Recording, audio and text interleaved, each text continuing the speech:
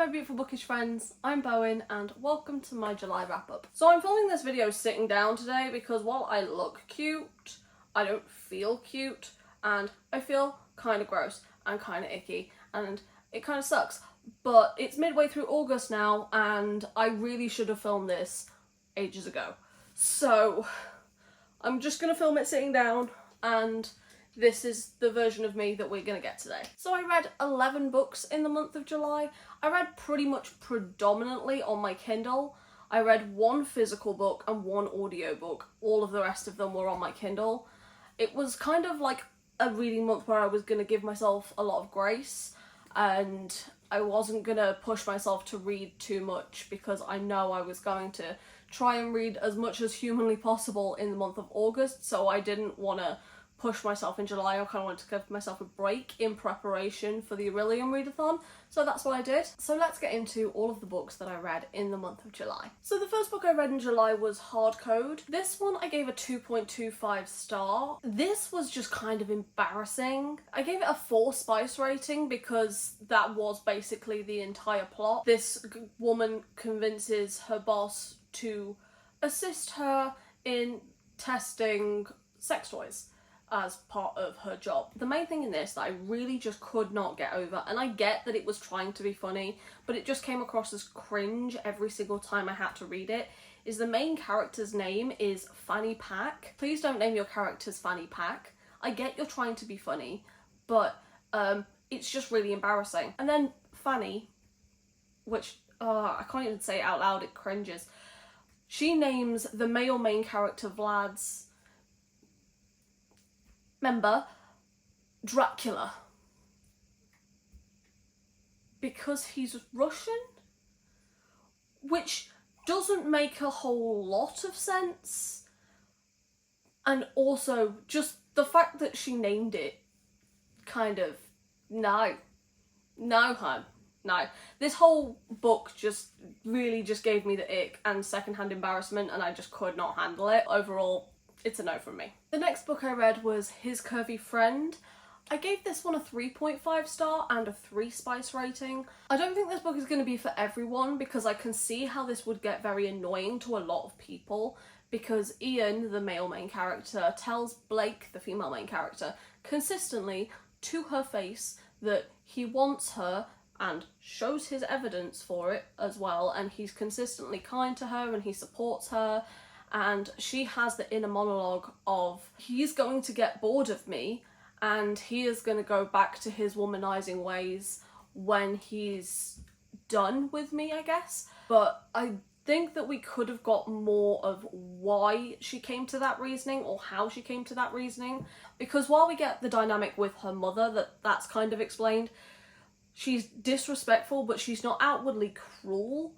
So her way of thinking isn't truly explained as to how she got there, which I would have liked. But I personally quite enjoyed this. I just think that I'm going to be in the minority for this one. The next book I read this month was Liberty Falls by Alicia Cott.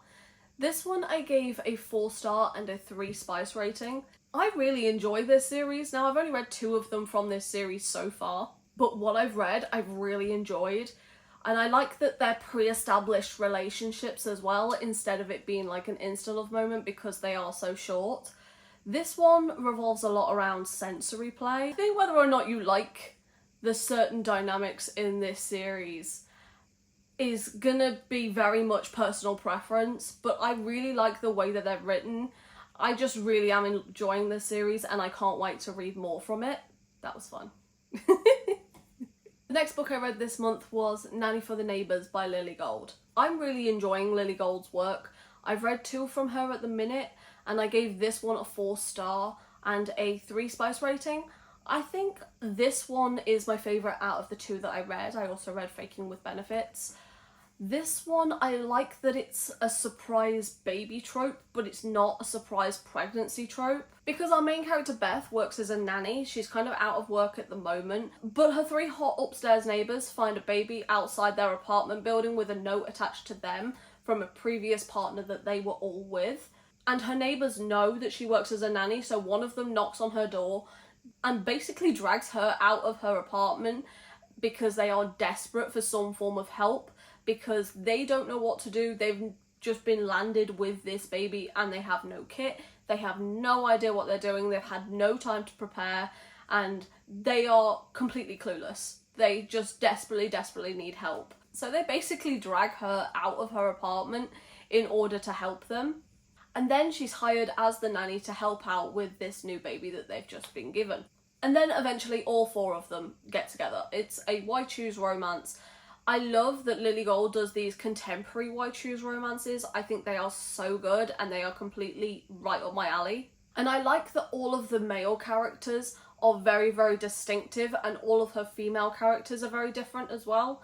I say that. I've read 2 books from her, so they are both very distinctive characters. But I really enjoyed this one.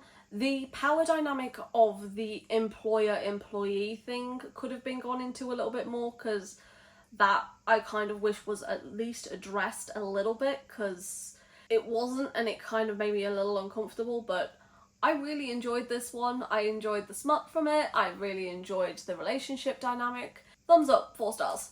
The next book I read this month was Orc Me Baby One More Time.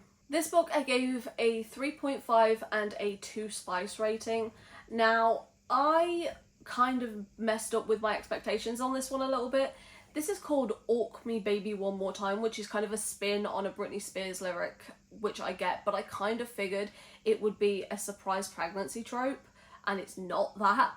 Just from the title alone, I would have known that if I'd have read the synopsis, but I did not read the synopsis, so that one's on me. I don't really have a lot to say about this one. It was very sweet, it was cute, and the main character, he is a blacksmith and she is a baker, and they go to this party. I think they're fake dating or something, and the granny is like being very sex positive but like meddling, like leaving them a bag of sex toys in their shared room for whatever reason.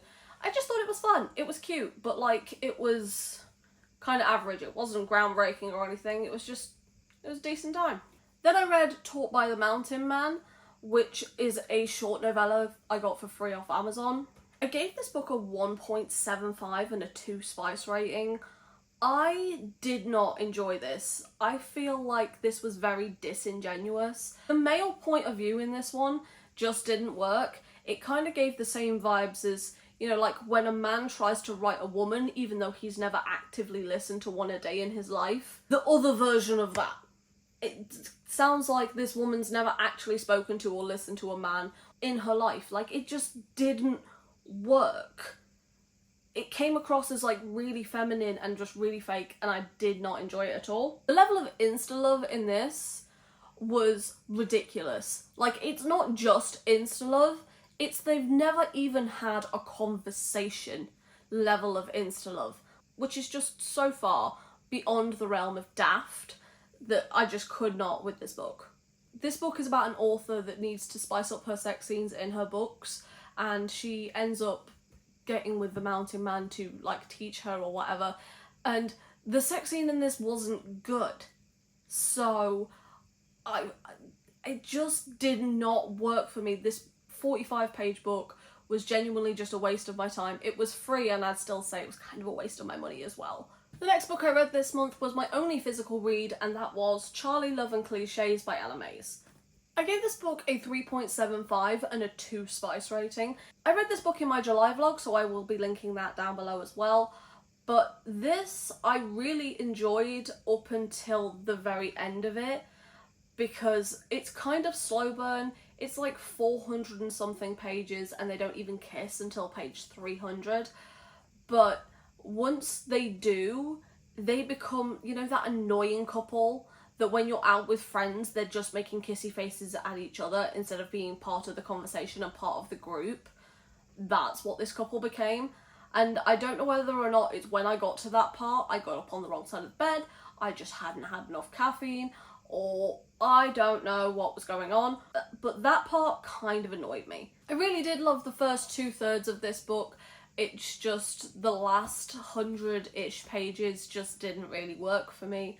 I don't hate it, I really did enjoy it, it's just that part really kind of bothered me. Then I read Mated to the Storm Dragon. I gave this book a 2.25 and a 1 spice rating. I didn't really enjoy this one very much because the pacing kind of felt a little bit all over the place. Not really a lot of time was given to the setup, and then the actual plot takes place over a week, maybe a week and a half at most. And the way that Naomi just automatically accepts the fact that dragons exist and the hot guy she kissed in a closet was a dragon and was her mate was just a little bit far-fetched. The writing was really dry, there was no depth to this, no heart to it, and even the spice was kind of bland. I don't think this one was for me. Then I listened to the audiobook for Pachinko. I gave this book a 2.5. This is a multi-generational story which feels like it was just spanned over too much time and there were too many characters in this for me. And the way that sex was discussed in this book made me deeply, deeply uncomfortable and was very jarring. I did not like that at all. I don't know if that was the actual story or the narrator, but no. I've read a couple of translated works now, not that many, but I find that they tend to move at a much slower pace than the books that I usually read.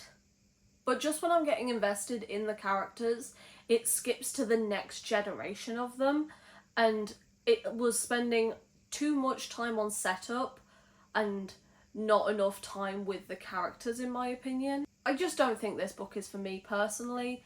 I'm not saying it was bad in any way, I just don't think that I am the target audience for this book.